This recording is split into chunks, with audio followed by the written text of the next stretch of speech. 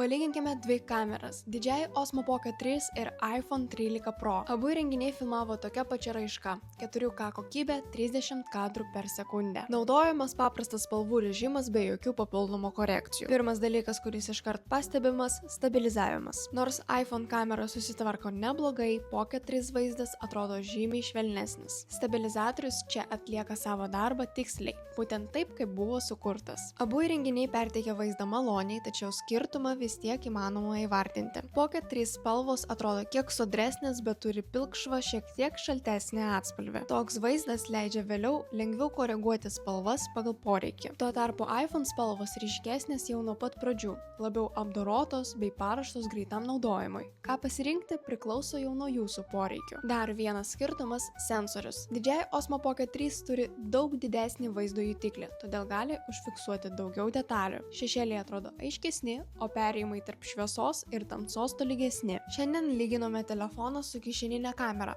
bet ar įdomu būtų palyginti dvi didžiąjį kameras tarpusavėje – Pocket 3 ir Osmo Action 5 Pro?